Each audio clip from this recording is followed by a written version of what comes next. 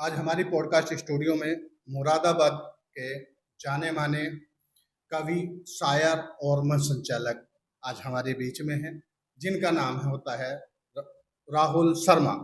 बहुत बहुत बहुत स्वागत है राहुल शर्मा जी आपका हमारे स्टूडियो में। आपकी कई सारी रील हमने देखी जो आजकल बहुत सारी वायरल हैं, तो उनमें से जो कई रील वायरल हुए उनमें से कुछ हमारे जो साथी हैं दर्शक है वो सुनना चाहते हैं, थोड़ा सा उसमें से कोई हमें गुनगुना के सुनाइए पहले तो। मैं सबसे पहले तो मैं आपका धन्यवाद करना चाहूँगा कि आपने मुझे अपने स्टूडियो में बुलाया और आपका नाम पॉडकास्ट के क्षेत्र में बड़ा इन दिनों शोहरत पाया हुआ है। जी जी। तो रही बात उन रील्स की, तो ये सब आप लोगों की मोहब्बतें हैं और आप लोगों का प्यार है, सुनने वालों का, चाहने वालों का। कि अभी हाल फिलहाल दोनों रीलें मेरी मिलियन पार कर जी बिल्कुल, वो देखी है हमें। और मैं आपका आदेश, आपका हुक्म मैं आप तक पहुंचाता हूँ। वही शेर, वैसे मैं तरन्नुम में नहीं पढ़ता, मैं तहत नहीं पढ़ता हूँ। आप सुना दीजिए।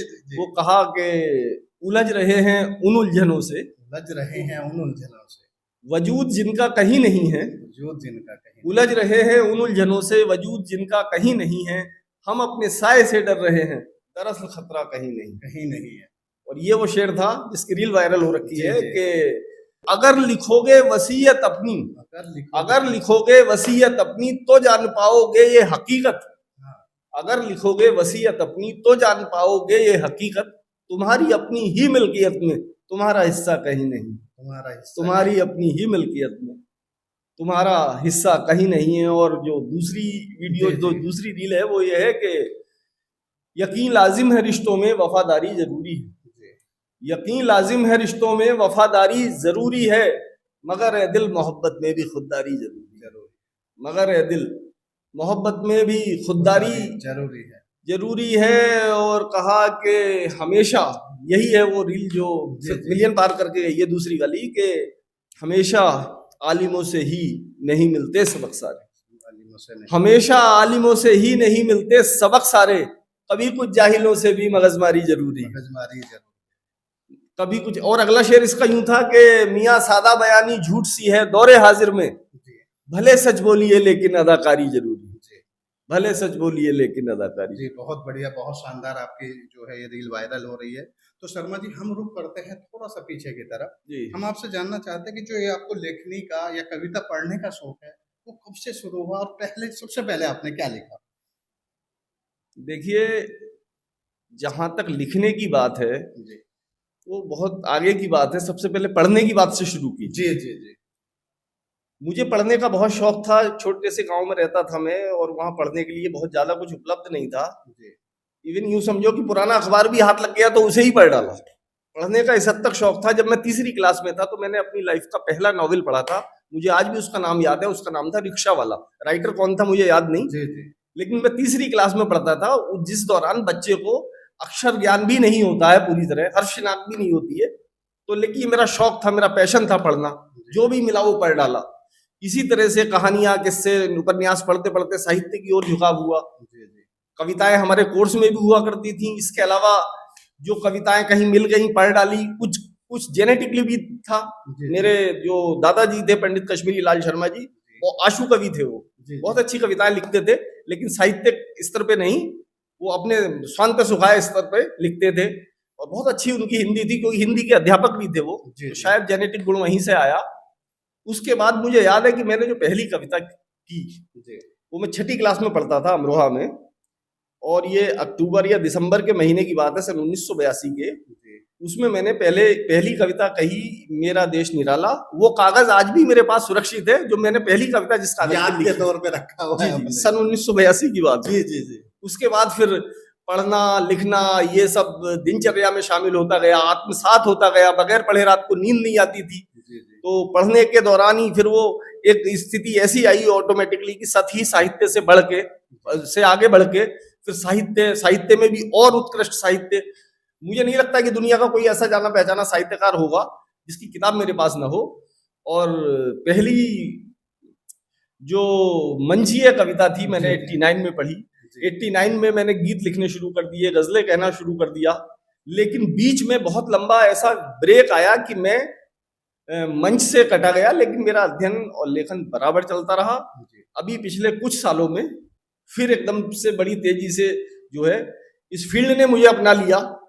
तो बस इसी तरह से अगर अभी हम बात करें तो लगभग यूपी या मुरादाबाद या एनसीआर की बात नहीं करते, अगर ऐसा लगता है कि इंडिया के में भारतवर्ष में जितने कवि सम्मेलन होते हैं बहुत कम जगह ऐसी बची होगी जहां राहुल शर्मा ने ना पढ़ा हो। बस ये ईश्वर की कृपा है और चाहने वालों का, श्रोताओं का, आयोजकों का, क्योंकि मैंने खुद संयोजकों देखा का। है, मैंने बहुत सारे कवि सम्मेलन जी प्रोग्राम जी देखे जी हैं, तो जी उनमें देखा है लोग आपके ये- नाम से भीड़ जमा होती है ये वहाँ, ईश्वर और की फरमाइशें आनी शुरू हो जाती है लगातार। ईश्वर की कृपा है। मैंने देश के लगभग हर उस कोने में जहां हिंदी उर्दू समझने वाले लोग हैं, कविता को पसंद करने वाले लोग हैं, मैंने उस हर स्टेट में जाके कविता पढ़ी है, प्रोग्राम्स दिए हैं और ईश्वर की कृपा से बड़ा अभी सराहा गया। पिछले दिनों चौधरी चरण सिंह दिवस पे आपने गीत पढ़ा था।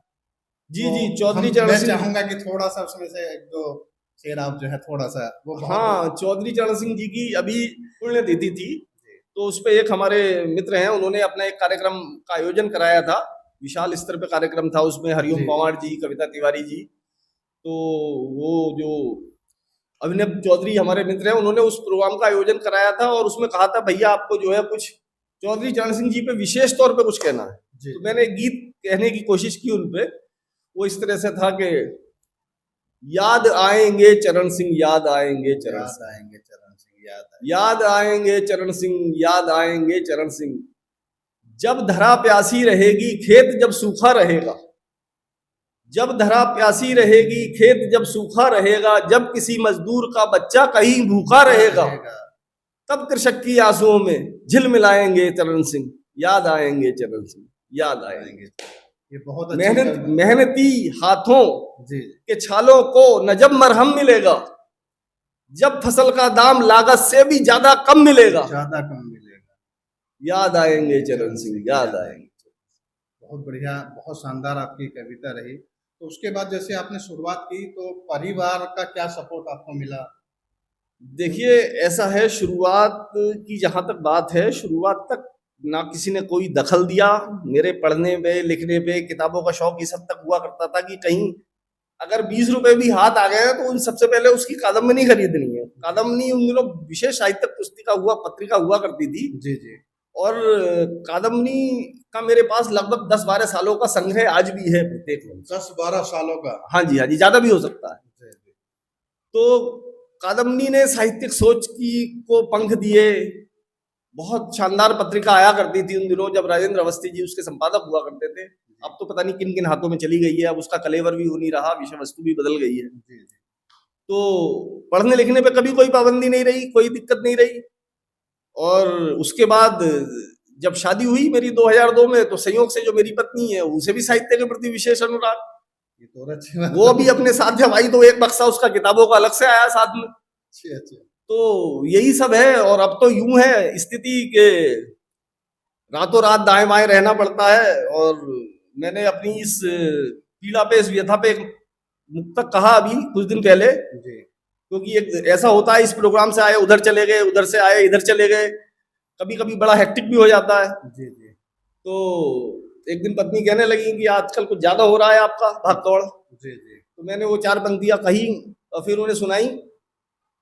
कहा कि किसी सूरत किसी भी हाल में मुमकिन नहीं होगा, किसी सूरत किसी भी हाल में मुमकिन नहीं होगा, भले ही लाख कर लो कोशिशें लेकिन नहीं होगा। अब मुबारक हो तुम्हें, अब तो सितारा बन गए हो तुम, मगर किस्मत में केवल रात होगी दिन नहीं होगा, मगर किस्मत में केवल रात होगी दिन नहीं होगा।